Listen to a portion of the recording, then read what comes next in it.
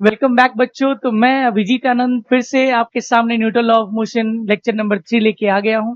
और आज हम लोग न्यूटन लॉ ऑफ मोशन में Newton third law of motion पढ़ेंगे और रॉकेट प्रपल्सन पे भी बात करेंगे। तो we can say Newton third law of motion and rocket propulsion. तो ये बहुत इंटरेस्टिंग टॉपिक है। आज आपको थोड़ा सा बहुत इंफॉर्मेशन मिलेगा, इंपॉर्टेंट इंफॉर्मेशन मिलेगा रिगार्डिंग कैसे रॉकेट्स ऊपर उठता है, फ्लाई करता है और स्पीड से जाता है।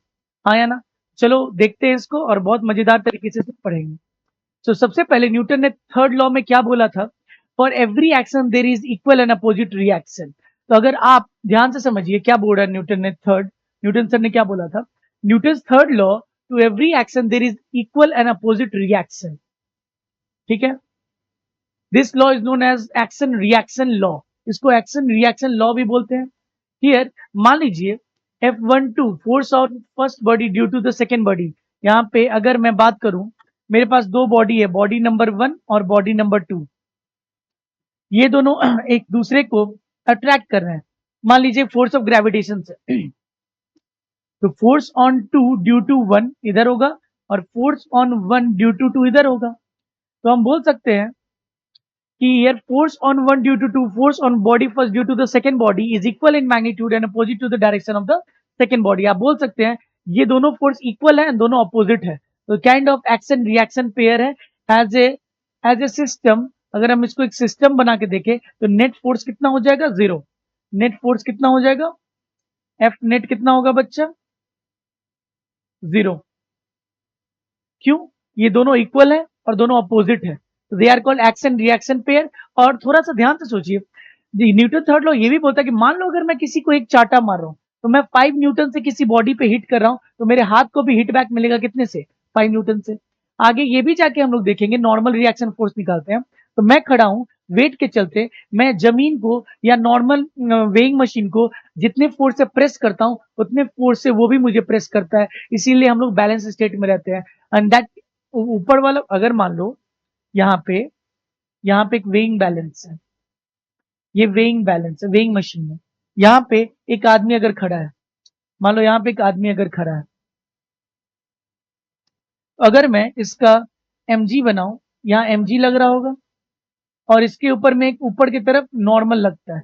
Normal and mg are equal and opposite forces. अगर बॉडी रेस्ट में है तो हम कह सकते हैं normal is equal to mg। जितने कस के इस ग्रेविटी ने इसको खींचा है, जिसके चलते ये वेइंग मशीन को दबाएगा, वेइंग मशीन इसको हिट बैक करेगा किससे? नॉर्मल से। This two are equal and opposite forces.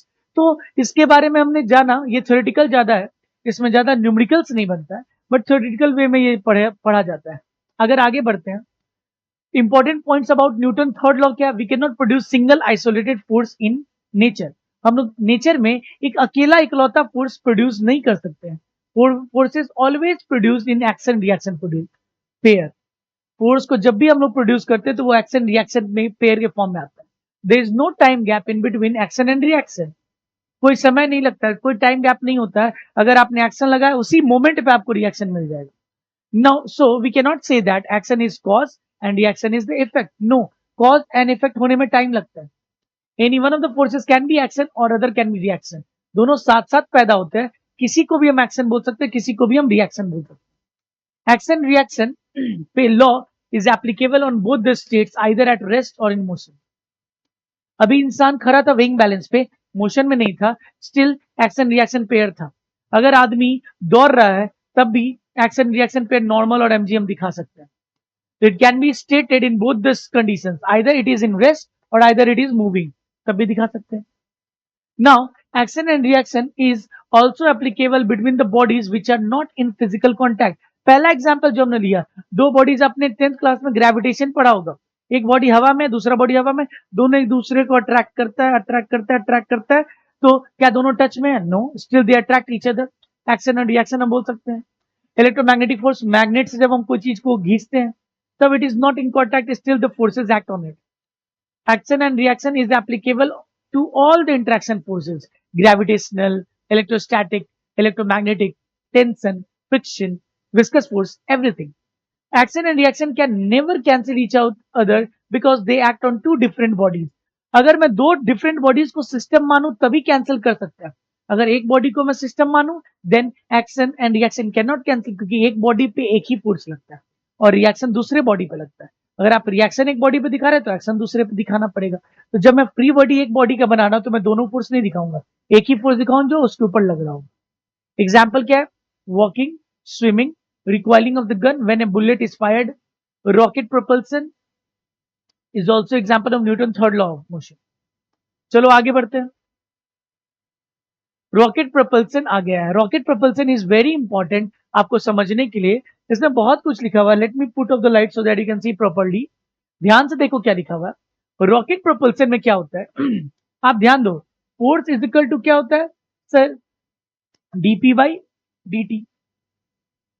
अगर ध्यान दें तो फोर्स इज इक्वल टू हम लिख सकते हैं D of mass into velocity by dt। हाँ या ना? यहां से दो केस अराइज होता है, मैंने पहले भी बताया है। दो केस क्या अराइज होता है बोलिए बच्चा? इफ मास इज कांस्टेंट, अगर मास कांस्टेंट है तो फोर्स क्या हो जाएगा बच्चा? मास बाहर आ जाएगा डिफरेंशिएशन से और dv बाई dt हो जाएगा। और rate of change of velocity is called acceleration, तो mass into acceleration is force. हाँ या ना? Force is equal to mass into acceleration हो जाएगा। अगर मैं दूसरा बात करूं, अगर मैं बात करूं यहां पे वेलोसिटी इज कांस्टेंट, अगर वेलोसिटी कांस्टेंट है, मास इज चेंजिंग, तो फोर्स क्या हो जाएगा बच्चा? Sir v vector dot dm by dt, and this principle is used in rocket propulsion. This तभी एक फोर्स लगता है और फोर्स क्या लगेगा? v into dm by dt। तो क्या बोल रहा है? Mass is the mass of the rocket. v relative, ये v रिलेटिव या यहाँ वेलोसिटी का वैल्यू दिया हुआ है। रॉकेट अपने नीचे से गैस बहुत तेजी से प्रोजेक्ट करता है। रॉकेट अपने बेस से बहुत तेजी से गैस को इजेक्ट आउट कर रहा होता है बहुत स्पीड में। That is called the velocity of the exhaust gas with respect to the rocket. That is called v relative. क्या बोलते हैं उसको बच्चा? वी रिलेटिव बोलते हैं। V relative. Now what is dm by dt? Rate of burning of fuel. तो हर समय रॉकेट से कुछ मास कम होता जा रहा है, वो क्या है अपना? Burning of the fuel. क्या है? Burning of the fuel. तो केस वन अगर देखो, if rocket is accelerating upward, rocket ऊपर उठ रहा है, तो ध्यान से समझो, अगर वो डीएम गैसेस को इजेक्ट आउट कर रहा है बहुत स्पीड में नीचे की तरफ, तो उसके ऊपर में एक फोर्स लगता है, that is F up thrust. क्या लगता है उसके ऊपर में? F up thrust. और वो कितना होता है? V relative of the gases into dm by d t. What is dm by d t? तो dm by d t is equal to dm by dt is the rate of the change of the fluid mass। और वो कौन सा है? जितने rate से वो fuel को इजेक्ट किए जा रहे हैं। उसके रॉकेट के अंदर में फ्यूल था, फ्यूल अगर बर्न आउट होकर निकलते जा रहा है गैस के फॉर्म में, तब उसका मास कम होते जा रहा है। तो dm by dt is positive और negative? So it is negative. तो नेगेटिव मतलब जिधर वेलोसिटी है, ध्यान से समझो, मैं अगर फोर्स लिखता हूं यहाँ पे, force up thrust is equal to v relative dm by dt। dm by dt minus में होगा, क्यों? हर समय मास कम हो रहा है। तो जिधर v रिलेटिव है उसके अपोजिट में फोर्स लगेगा, तो v रिलेटिव नीचे की तरफ है, तो ये माइनस साइन के चलते फोर्स ऊपर लगेगा। अगर कोई मेरा मास बढ़ता जा रहा है, तो जिधर मास बढ़ रहा है उधर फिर वेलोसिटी हो जाएगा, वेलोसिटी के डायरेक्शन में फोर्स होगा। मास मेरे से निकल रहा है, यानी मेरा dm by dt is negative, तो मेरा वेलोसिटी का जो डायरेक्शन होगा उसका नेगेटिव साइड में फोर्स लगेगा। वेलोसिटी का इजेक्टेड गैस इज नीचे की तरफ, फोर्स किधर लगेगा? ऊपर की तरफ। हाँ या ना? If rocket is accelerating upward, then आपको ये मैं अलग से कंडीशन समझाता हूं क्या बोल रहा है ये। अगर रॉकेट को ऊपर उठना है तो ध्यान से देखना, यहां मेरा रॉकेट है और ये अपना गैस बहुत तेजी से इजेक्ट आउट कर रहा है। The speed with which it is ejecting the gas is v relative, और जो रेट ऑफ कंबशन है, हर समय जो फ्यूल जल रहा है, rate of combustion of fuel is dm by dt is means जो अपना रेट ऑफ कंबशन जो दिया हुआ मास चेंज कितना है? dm by dt है। Rate of combustion is dm by dt। Rate of ejection of fuel, ejection of fuel. तो थोड़ा ध्यान दीजिए, इस रॉकेट पे फोर्स क्या लगेगा? एक रॉकेट पे फोर्स लगेगा mg। उसी समय पर रॉकेट पे ऊपर की तरफ क्या लगेगा? F up thrust. किसके चलते ये फोर्स लगेगा? फोर्स का वैल्यू कितना होगा? v relative dm by dt, हाँ या ना, बोलना बच्चा, dm by dt। नाउ अगर इसको ऊपर में एक्सेलरेट करना है बच्चा, तो एक्सेलरेशन हम किधर दिखाएंगे? अगर इसको एक्सेलरेट करना है तो एक्सेलरेशन ऊपर दिखाएंगे। तो कौन सा फोर्स बड़ा होना चाहिए अगर एक्सेलरेट करना है? तो sir force of thrust minus mg is equal to उसी मोमेंट पे जो मास है इनटू एक्सेलरेशन, क्योंकि हर मोमेंट पे मास चेंज करते जा रहा है। F of thrust minus mg is equal to mass into acceleration. ये तो डिफरेंट डिफरेंट कंडीशन में डिफरेंट डिफरेंट सिनेरियो बनेगा। मान लो एक्सेलरेट नहीं कर रहा, बस वेलोसिटी से ऊपर उठ रहा है, then upward force is equal to mg, क्योंकि रॉकेट का वेट बहुत ज्यादा होता है, आपको बहुत बड़ा फोर्स चाहिए ऊपर उठाने के लिए, यही दिया हुआ था आपको। ये सब याद नहीं करना है। We will see different cases of the question and then we will do this problems and you will understand more. अभी आपको बेसिक आइडिया होना चाहिए कि एक रॉकेट पे कौन सा फोर्स लगता है। तो सेकेंड एग्जाम्पल वाला फोर्स लगता है जिसमें वेलोसिटी कांस्टेंट होता है, जिस स्पीड से गैस को इजेक्ट किया जा रहा है वो कांस्टेंट है, और dm by dt is the rate at which the combustion of fuel is happening. So चलो कुछ क्वेश्चंस देखते हैं, then you will understand this concept in a better way. तो आपको क्वेश्चंस देखते हैं, देन हम लोग देखते हैं कि कैसे इसको समझा जाए। ओके, सो ये 3 टाइप्स के रॉकेट प्रपल्सन है, नाम दिया हुआ है इसका। 11th के फिजिक्स में आप उतना काम नहीं है, बस हम लोग क्वेश्चन करते हैं। Liquid fuel chemical propulsion, solid fuel chemical propulsion, cold gas chemical propulsion. 3 तरह के फ्यूल आते होंगे, लिक्विड वाला, सॉलिड वाला, गैस वाला। तो उस 3 तरह के बेसिस पे रॉकेट प्रपल्सन का बताया गया। It is not of that much of importance, क्योंकि इसके ऊपर में क्वेश्चन नहीं आते हैं नेट में या जी। चलो पहला क्वेश्चन अपने सामने आ चुका है, वेरी गुड। हम लोग क्वेश्चन को वन बाय वन ट्राई करते हैं, देन समझने का प्रयास करते हैं। तो पहला क्वेश्चन आ चुका है, ध्यान से देखिए, और पहला क्वेश्चन मुझे करने दीजिए, उसके बाद आप करिए। क्या बोल रहा है? 800 kg rocket is set for a vertical fire, उसको तैयार किया गया है ऊपर फायरिंग करने के लिए। If the exhaust speed of the gases is given with respect to the rocket, then calculate the mass of the gas ejected per second to supply the thrust needed to overcome its weight. मान लो मेरे पास rocket है, और rocket का शुरुआत में,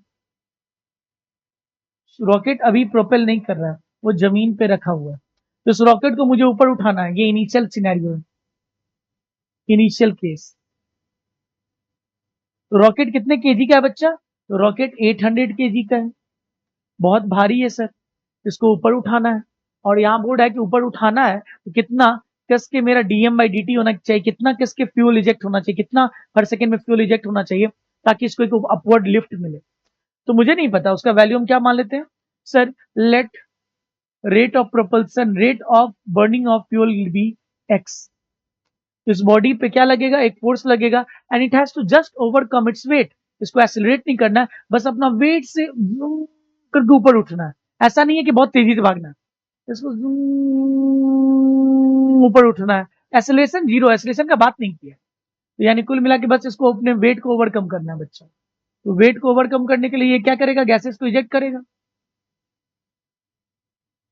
ये क्या हो जाएगा बच्चा, बोलो? तो ये हो जाएगा, ये मान लेते हैं dm by dt है। किस स्पीड से फेंक रहा है? तो v रिलेटिव से। v relative is the speed. इसको क्या मिलेगा? इसको एक ऊपर की तरफ क्या मिलेगा? एफ अप थ्रस्ट मिलेगा, और नीचे में क्या लग रहा होगा? एक mg लग रहा होगा। तो बताओ क्या होना चाहिए sir? F up thrust must be equal to mg। क्यों? क्योंकि एक्सेलरेशन नहीं लेना है, जस्ट ओवरकम करना है इसको अपने वेट से। तो क्या हो जाएगा F up thrust? Sir v relative का वैल्यू कितना दिया हुआ है? 2000 है, जो भी है। v relative into dm by dt must be equal to mass into gravity. चलो वैल्यू रख देते हैं। अगर मैं वैल्यू रखूं तो v रिलेटिव का वैल्यू कितना हो जाएगा? 2000 इंटू dm by dt की वैल्यू कितनी है? मैंने x माना है, into x is equal to how much? Tell me. Mass is 800 into gravity की वैल्यू 10 मान लेते हैं। x की वैल्यू क्या आ जाएगी सर? 8000 डिवाइडेड बाई 2000, कितना हो जाएगा सर? 4 हो जाएगा। 4 kg पर सेकेंड। 4 kg पर सेकेंड से फ्यूल को कंजम बर्न आउट करके इजेक्ट करना पड़ेगा, तब उतना उसको फोर्स मिलेगा, लिफ्ट मिलेगा, ताकि he can over it can overcome its wait. बातें समझ में आई? चलो और क्वेश्चन देखते हैं, तो हम समझने का प्रयास करते हैं। सेकंड क्वेश्चन, नाउ इसको पॉज करके आप ट्राई कर सकते हो बच्चा। 2.80 into 10 to the power 6 kg is the mass of the lift of of A Saturn. Saturn मतलब एक रॉकेट का नाम दिया गया, रॉकेट का नेम है, rocket name Saturn, rocket name is given. The fuel is burn at the rate, fuel का DM by d T भी दिया हुआ है एंड द एग्जॉस्ट वेलोसिटी भी दिया हुआ है। What is it's initial acceleration, उसका इनिशियल एक्सेलरेशन कितना होगा। तो आप अगर रॉकेट को बनाओगे तो सब कुछ दिया हुआ है आपको। क्या दिया हुआ है बच्चा, तो वी रिलेटिव कितना दिया हुआ है, वी रिलेटिव इज गिवन कितना 1 point sorry metre per second ना, 2.40 इंटू 10⁻³ और डीएम बाई डी टी कितना दिया हुआ है, रेट ऑफ फ्यूल कंजप्शन जो दिया हुआ है वो 1.40 इंटू 10⁻⁴ दिया हुआ है। तो इस पे क्या लगेगा बच्चा, since it is ejecting the gases at very high speed, तो ऊपर की तरफ क्या लगेगा, एक एफ ऑफ थ्रस्ट लगेगा और नीचे की तरफ क्या लगेगा, एक mg लगेगा। Can we say force of thrust minus mg is equal to mass into acceleration. अब फोर्स ऑफ थ्रस्ट एक ऊपर की तरफ लग रहा है minus mg is equal to mass into acceleration. चलो चेक करते हैं, वी ये क्या हो जाएगा, v relative into dm by d t minus mg is equal to mass into acceleration. तो वी रिलेटिव कितना है जरा बताइए, तो वी रिलेटिव है 2.4 into 10⁻³ into dm by d T कितना है 1.4 इंटू 10⁻⁴ इज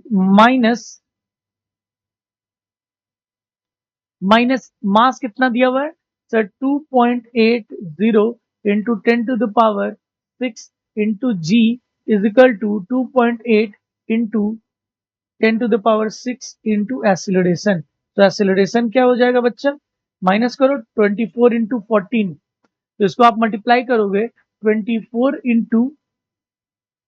इंटू 14, 4 4 जा 16, हाथ मेरा 1, 9, 4 1 जा 4, 2 1 जा 2, 6, 13, हाथ मेरा 336।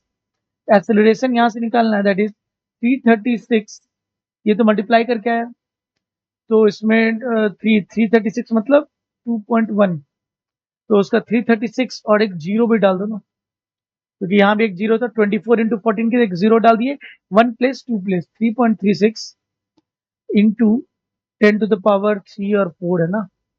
तो अगर अपना मैं 3 करूं तो ये क्या हो जाएगा, अगर इसका 3 करूं तो 14 हो जाता ना, तो ये अगर मैं देखूं तो आप यहां से निकाल सकते हो एक्सीलरेशन इज इक्वल टू, ये हो जाएगा 22.4 इंटू 10⁻³ इंटू 1.4, सही तो कर रहा हूँ, मल्टीप्लाई किया तो कितना आ गया है 3.36 into 10⁻⁷ minus 2.80 into 10⁻⁶ divided by 2.80 into 10⁻⁶, ये इसका एक्सेलरेशन हो जाएगा। तो आप कैलकुलेट कर लो 33.6 इंटू 10⁻⁶ माइनस 2.8 डिवाइडेड बाई 2.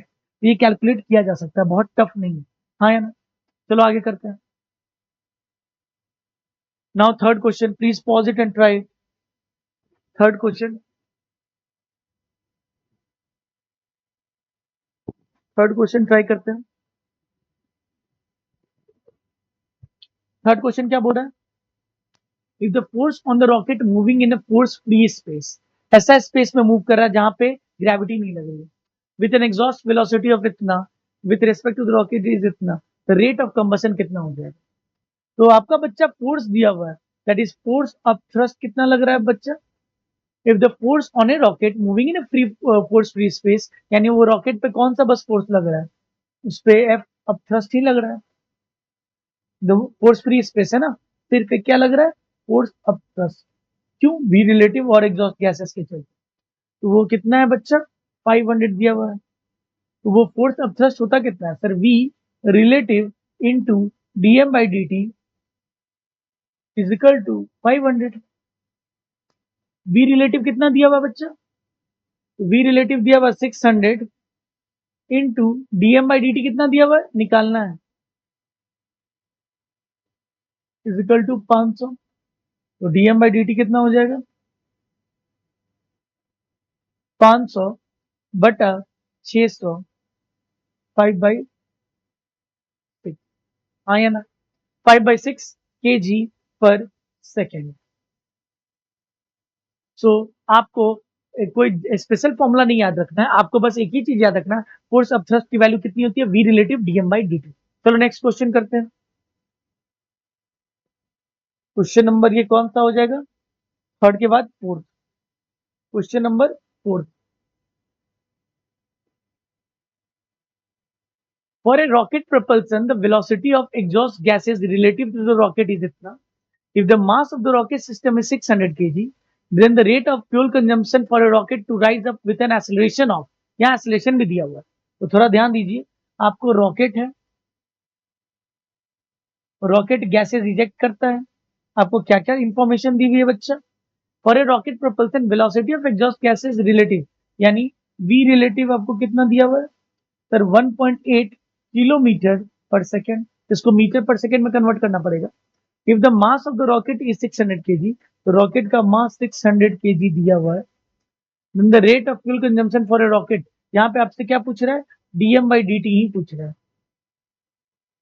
जब एक्सेलरेशन इसका कितना दिया हुआ है, acceleration is 2.4 metre per second square. तो चलिए क्या लगेगा इसके ऊपर में सर, एक एफ अप थ्रस्ट लगेगा और नीचे क्या लगेगा, एक सर एम जी लगेगा, क्योंकि ग्रेविटी फ्री स्पेस तो बोला नहीं। तो क्या हो जाएगा बच्चा बोलिए sir, F up thrust minus m g must be equal to mass into acceleration.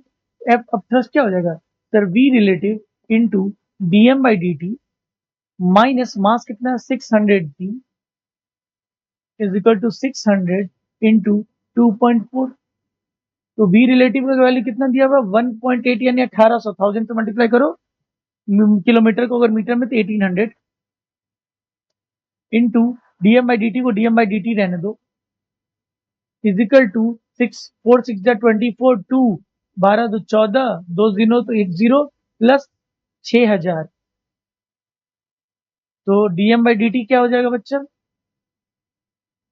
6000 plus 1000 7440 divided by 1800, 0 0 cut गया, 18 4 जा 72 2, 18 1 जा 18 6, 18 तिया 54.3 डिवाइडेड बाय 4.13 kg पर सेकेंड, हर सेकेंड में आएगा। हाँ या ना? So means this all concept belongs कि आपको चीजें समझ में आ रही है कि नहीं, फोर्स ऑफ थ्रस्ट कितना लगता है, एमजी क्या है और क्या हो रहा है। तो आपको क्वेश्चन बनाने के साथ समझ में आते जा रहा होगा कि कैसे हम इस काइंड ऑफ क्वेश्चंस को अप्रोच करते हैं। नेक्स्ट चलो इसको देखो, fifth number question. A rocket of mass 600 kg is to be projected vertically upward. Rocket को ऊपर प्रोजेक्ट करना है वर्टिकली अपवर्ड डायरेक्शन में। The gases are exhausted vertically downward with speed दिया हुआ है with respect to the rocket. What is the minimum rate of burning fuel so as to lift the just to lift the rocket upward against the gravitational attraction. Just lift करना है, accelerate नहीं करना, बस उठने लग जाए। उठने के लिए force upward must be equal to force नीचे वाला। तो ध्यान दो, अपना रॉकेट का क्या है,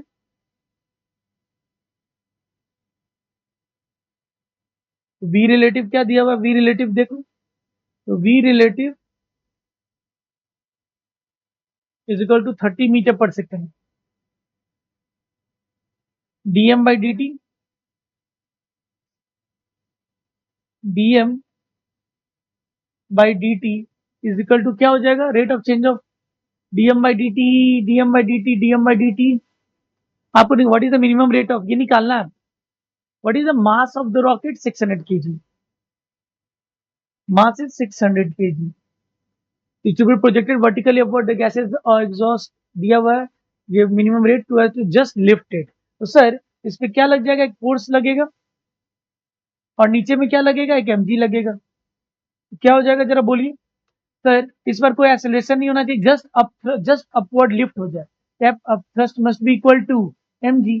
सर एफ अप थ्रस्ट कितना हो जाएगा sir, v relative into dm by d t, mass of the rocket कितना 600 इंटू जी। तो वी रिलेटिव अपना कितना दिया हुआ है 30 into dm by d T कितना दिया हुआ है, डीएम बाई डी टी रहने दो,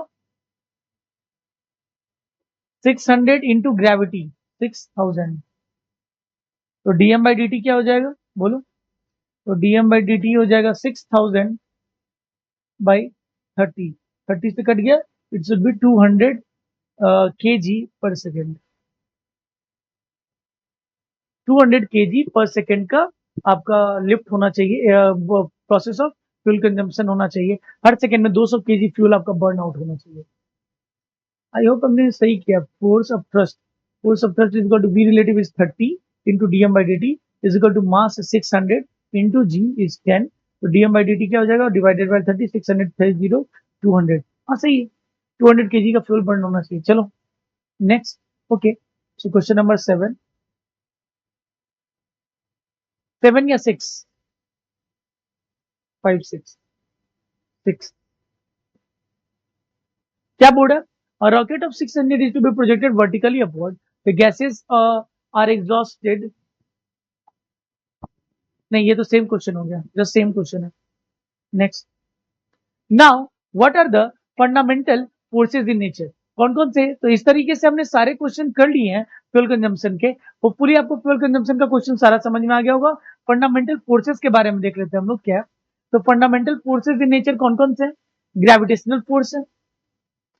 ग्रेविटेशनल फोर्स के बारे में आपने क्लास 10th में भी पढ़ा होगा, हम लोग डिटेल में पढ़ेंगे भी एक चैप्टर में। Gravitational force, electromagnetic force, strong nuclear force, weak nuclear force, ये सारे फोर्सेस हैं जो हमें आगे आने वाले चैप्टर्स में पढ़ना है।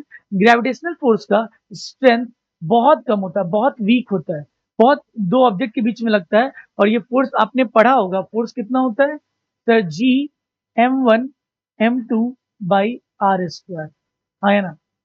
इनफाइनाइट रेंज, बहुत दूर तक ये लग सकता है। अगर दो फोर्सेस बहुत दूर है, दो बॉडीज, तब भी उनके बीच में फोर्स लग सकता है। ऑल ऑब्जेक्ट्स के बीच में लगता है। ये मैंने एरर एंड मेजरमेंट में भी बताया हुआ है। वीक न्यूक्लियर फोर्स, तो न्यूक्लियर फोर्स किसके बीच में लगता है? न्यूक्लियस के अंदर में proton proton, neutron proton, proton neutron, ये सब चीजें के बीच में लगता है न्यूक्लियर फोर्स। तो न्यूक्लियर फोर्स दो तरीके होते हैं, एक स्ट्रांग होता है, एक वीक होता है। तो वीक न्यूक्लियर फोर्स बताता है कि वो उतना ज्यादा, मतलब उसका रेंज जो होता है strength 10 to the power minus 13 time होता है। रेंज बहुत छोटा, बहुत नजदीक होता है न्यूट्रॉन और प्रोटॉन, तभी लगता है। और बहुत छोटा रेंज का इसका है। Some elementary particles like electron and anti neutrino के बीच में भी वीक न्यूक्लियर फोर्स लगता है। स्ट्रॉन्ग न्यूक्लियर फोर्स किसके बीच में लगता है? न्यूक्लियॉन्स के बीच में लगता है, हैवी एलिमेंट्री पार्टिकल्स के बीच में लगता है। कहने का मतलब weak nuclear force anti particles और न्यूट्रिनो के बीच में लगता है, जो कि रेडियो एक्टिव डीके में निकलते हैं, तो वहां पे लगता है। स्ट्रॉन्ग न्यूक्लियर फोर्स जो होता है वो न्यूट्रॉन न्यूट्रॉन और प्रोटॉन न्यूट्रॉन न्यूक्लियस के अंदर में लगता है। तो बाय मिस्टेक मैंने वीक में बोल दिया। स्ट्रॉन्ग न्यूक्लियर फोर्स कहाँ लगता है? न्यूक्लियस के अंदर में लगता है।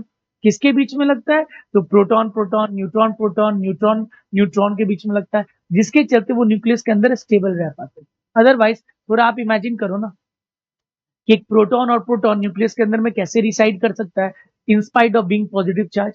पॉजिटिव पॉजिटिव रिपल्सन के चलते थे उसको टूट जाना चाहिए न्यूक्लियस को, but still they are alive, still they exist, they are stable. So there should be some force and that is strong nuclear force. बहुत बहुत बहुत स्ट्रॉन्ग होता है। आप एक बार देखना, इसका मैंने कंपैरिजन यूनिट एंड डायमेंशन में एरर एनालिसिस में मैंने जब फोर्सेस का डिस्कशन किया तब बताया। इलेक्ट्रोमैग्नेटिक फोर्स, इलेक्ट्रोमैग्नेटिक फोर्स कौन सा फोर्स हो गया? जो मैग्नेट और इलेक्ट्रिक फील्ड के चलते लगता है, इलेक्ट्रिक फील्ड के चलते चार्ज पार्टिकल्स पे लगता है, वो उतना स्ट्रॉन्ग नहीं होता। 1 अगर ये 1 है तो ये 100 टाइम्स स्मॉलर है, ये 10 to the power 13 times smaller है किससे? स्ट्रॉन्ग न्यूक्लियर फोर्स से। और ये 10 to the power minus 39 times smaller है। तो सबसे स्ट्रॉन्ग कौन सा हुआ? Strong nuclear force. उसके बाद कौन सा हो जाएगा? एफ इलेक्ट्रोस्टैटिक फोर्स, चार्जेस के बीच में जो लगता है इलेक्ट्रोस्टैटिक फोर्स, इलेक्ट्रोमैग्नेटिक फोर्स भी कह सकते हैं उसको। उसके बाद कौन आता है? Weak nuclear forces. एंड सबसे कमजोर, सबसे वीक हमारा कौन सा है? ग्रेविटेशनल फोर्स, हाँ है ना। तो this were some kind of explanation about the forces which we will be studying in the next coming chapters, ठीक है।